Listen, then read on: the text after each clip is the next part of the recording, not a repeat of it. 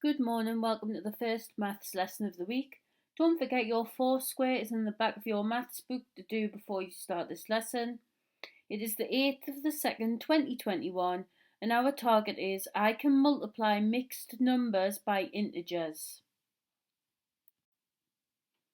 So our first type of question, you can see I've got a mixed number. I've got 4 and 4/7 multiplied by 3. And to complete this, we are going to start by multiplying the two whole numbers. So we are going to multiply 4 multiplied by 3. And you should be able to do that, which is of course 12. We are then going to multiply the fraction by the integer. So we will do 4/7 multiplied by 3.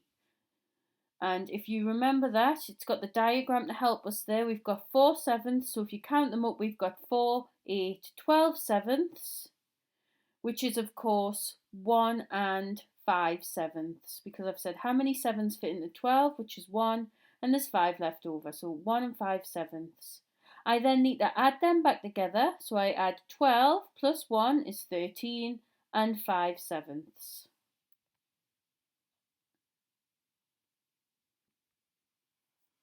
Another example, we have got 3 and 2/3 multiplied by 5, and we are going to work this out exactly the same way.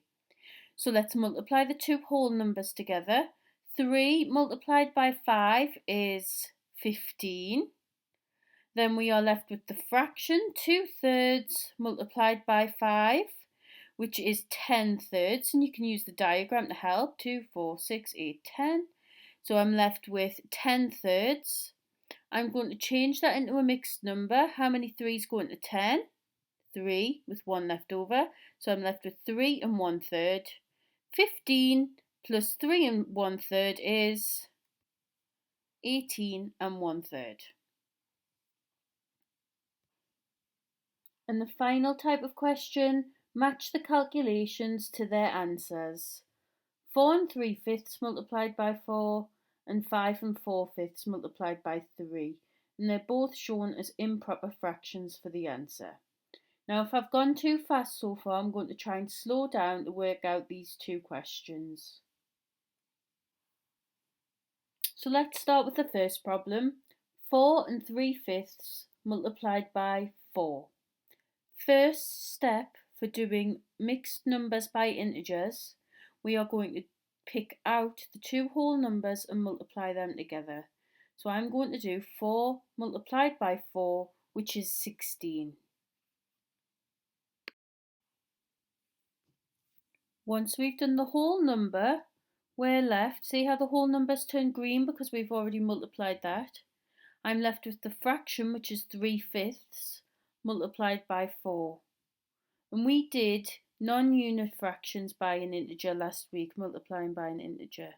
So 3/5 multiplied by 4. And we've got the picture here to help us, so you can count up how many 3/5 you've got. You've got 3, 6, 9, 12, 12/5. Okay? I'm then going to change that 12/5 into a mixed number.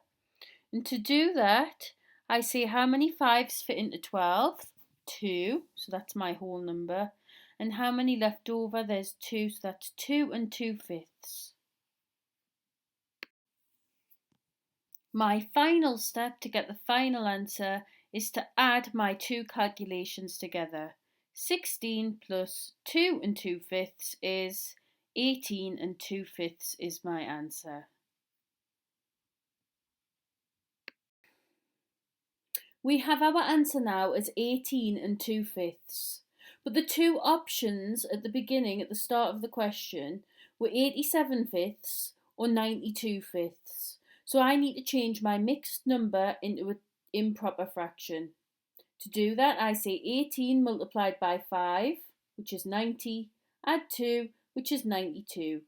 So my answer must be 92 over 5. So I would draw a line from A down to 92 over 5.